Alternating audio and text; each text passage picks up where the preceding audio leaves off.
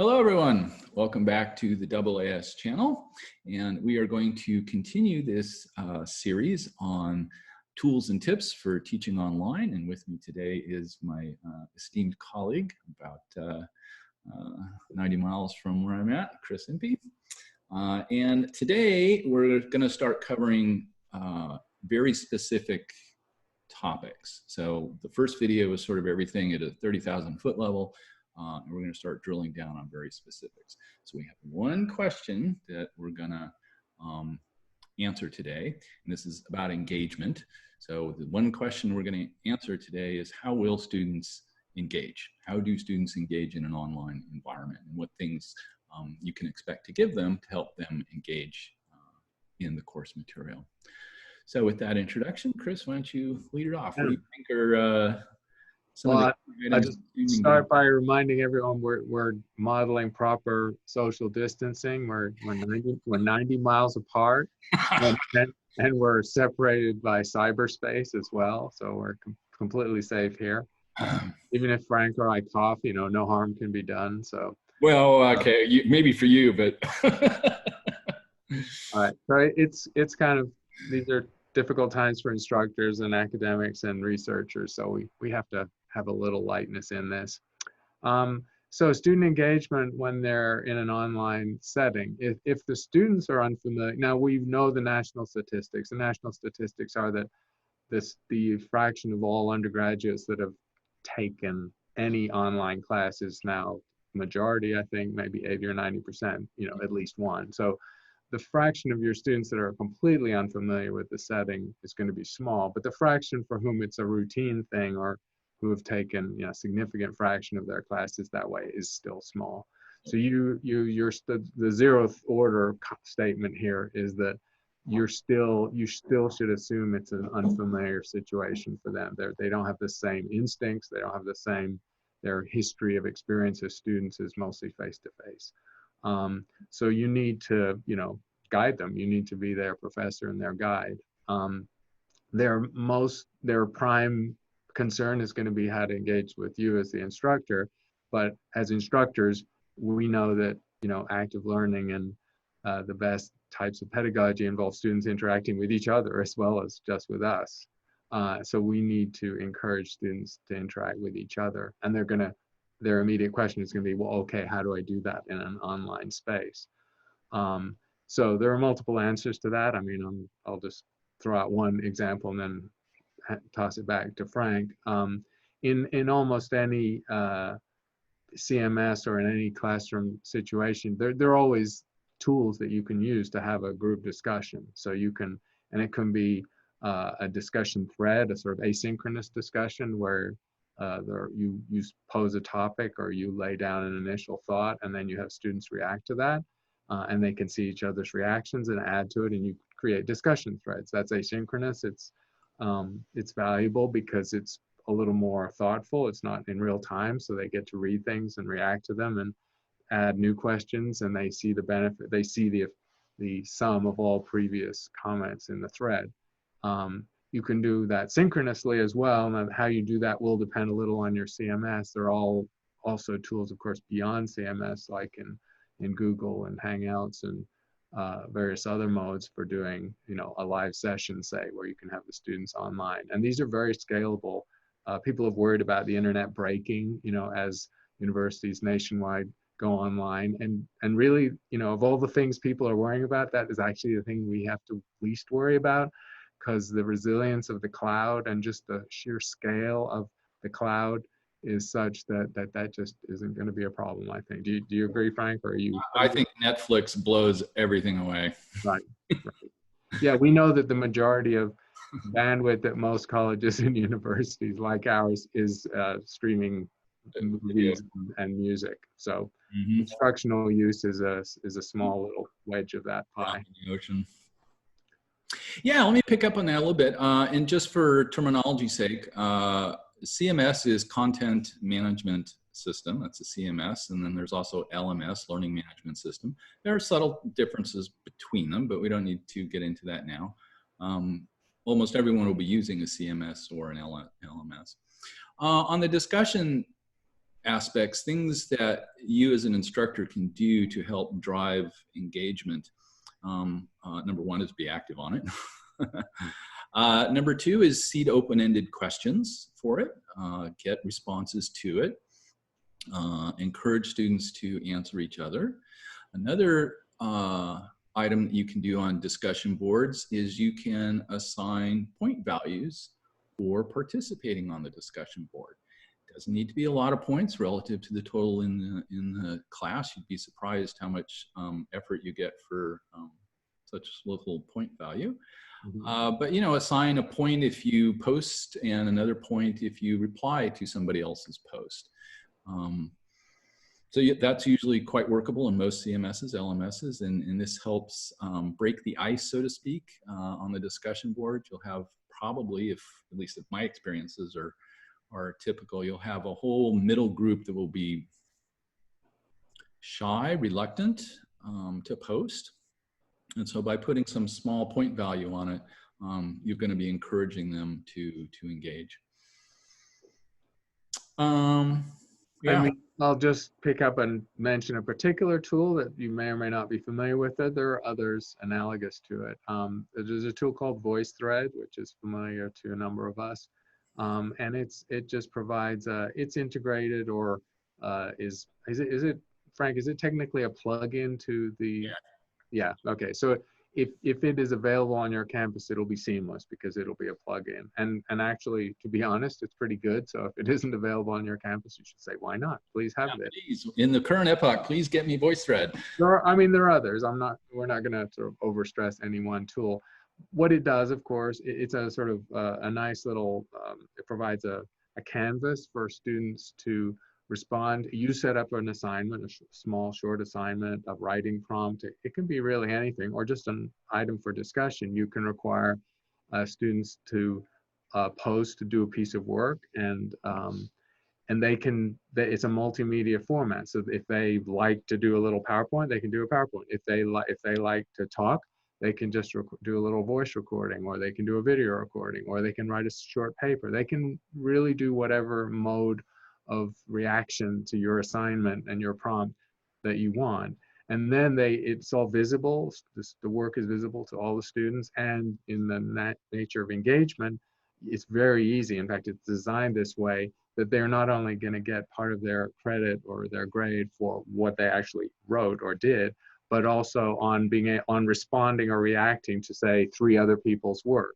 And again, it doesn't have to be extensive. It's going to show that they actually did read or listen, watch the PowerPoint, or listen to the voice file of other students and make comments. And so that works really well. I mean, and also people like the multimodal aspect, the fact that they're not being asked to just do one thing. They can do it the way they like to do it. They can do the assignment in different formats. So that's an example, but it captures the idea of a communal space for students to do their work, to react and respond to other people's work, to make comments. We haven't done the sidebar yet on how you maintain these as respectful spaces. Maybe we should get to that before we finish this segment. Sure. Anyway, that's one example. Yeah, and I'll pick up on that, and that sort of goes in the general thread of small collaborative groups that encourage creation, either in response to a question or you can freeform it. As we're probably all familiar, sometimes when you get 3 or 4 students, 6 students working on a project, there can be a tendency at times to have one person be doing all the work and the other 6 just ride along and get the good grade. And there are things you can do online to mitigate that.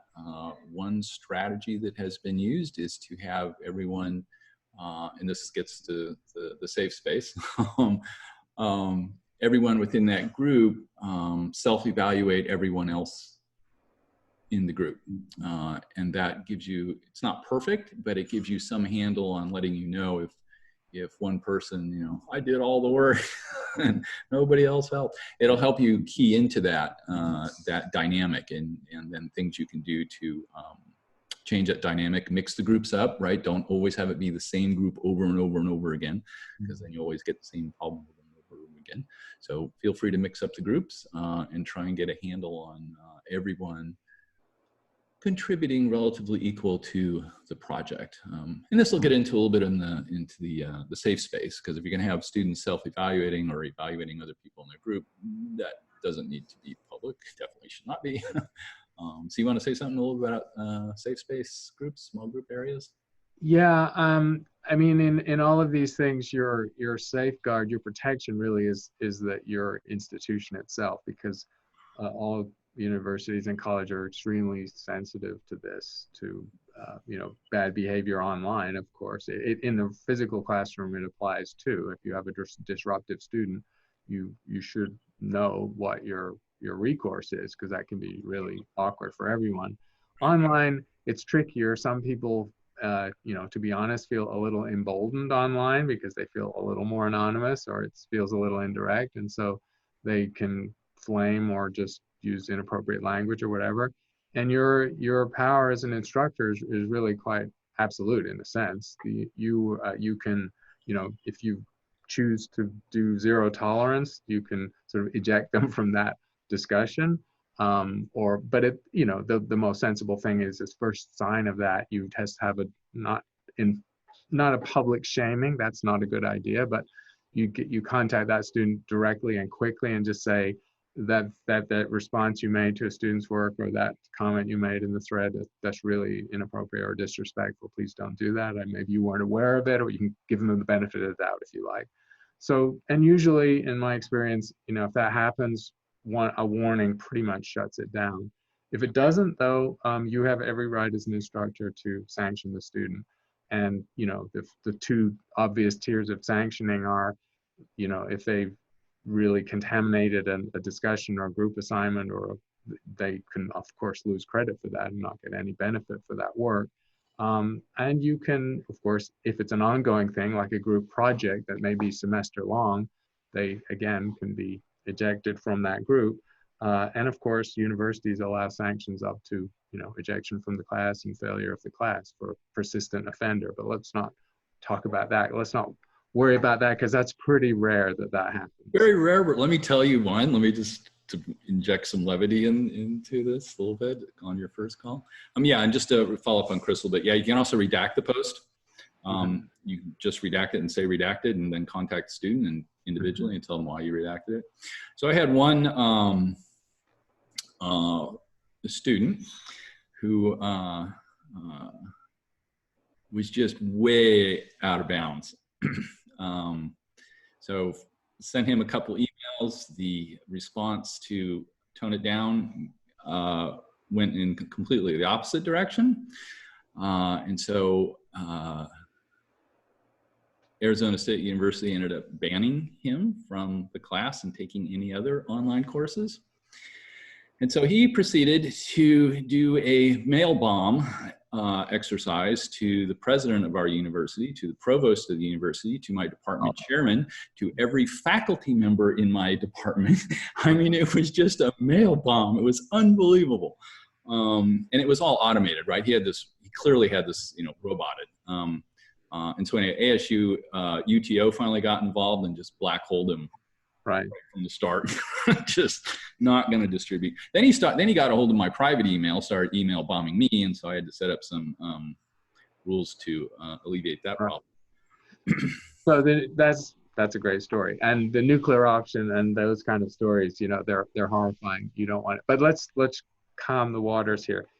That almost never is going to happen. I think your bigger concern with student engagement is passivity, is just getting, you know, we've already mentioned, you know, juicing things up for engagement. It's a modest amount. You don't have to skew your grade schema in the way you encourage people to participate. You just have to clear that reluctance barrier from the people, the analog of the student who never asks the question in your face-to-face class in a whole semester. Even though they might be a really good student, they might get an A in your class and so on.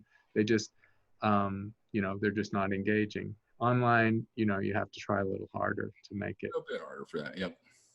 And let me bring up one more topic, and then we'll close this one off, is how about self-directed learning? There's actually several facets to that.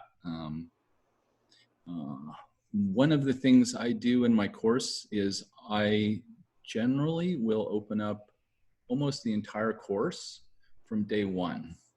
So you will have very motivated learners who will work well ahead. Typically, these tend to be in the top third of the class generally because they're motivated to go. Mm-hmm. So in that sense, they're self-directed. They're going on their own. They're doing just fine, and I let that go just fine. It's not quite the same as adaptive learning or flexible learning, but it is sort of an option for self-directed. Right. And another thing, again, just the part of the stickiness of engagement, because, you know, some students just want the course to be, you know, just tell me what I need to do, show me the material, and I'm just going to go through it. I don't complicate things, or don't, you know, don't throw any curveballs at me. Most instructors, I know that the term extra credit is almost an oxymoron, right? But you can have, just as you can have a small component of your grade for participation, and it's a really important thing to do. Mm-hmm. If you want to keep people engaged, and let's just say you have a class that's on a newsworthy subject like astronomy, where, you know, there's stuff happening essentially every day, every week. If you want to juice it up with having, again, a component of the grade that rewards students for going out onto the internet and pulling in news in astronomy, on some topic, and maybe to make it better, if you're doing a survey course, all your topics, everything is in play, so you can let them choose early in the semester which topic they want to sort of track on the internet, and what's happening, exoplanets or something where there's a lot happening, cosmology, and then you could just give them a little participation credit for just bringing that back and keeping a little you know, log of what's happening in the news on that topic. They'll probably get into it, you know, once they've got into it. And you can, of course, the rest of the class can benefit too, because these can be shared documents with links where everyone gets to see, oh, wow, all that stuff's happening in NASA. I never knew. I just thought NASA was a bunch of bureaucrats sitting in offices. And yeah, every decade they launch something. No, actually quite a lot goes on. So, you know, another idea of, again, it's also the subtext on some of the things we're saying is, it's not really, we think it feels like a one size fits all environment. You know, it's online and there's the material and it is what it is. But you can customize components of an online course and tailor them to students' interests. And that in and of itself induces engagement. Absolutely. And that's probably a good place to end this one. And I just want to end on a couple of positives, right? This might seem a bit overwhelming if you're first getting online, but it is possible. It's possible even to do a great job, and you can do this. Just put a little thought and a little love into it, and it'll be just great. Okay, great. Thanks, Frank. Thank you, everyone. See you on the next one. Bye-bye.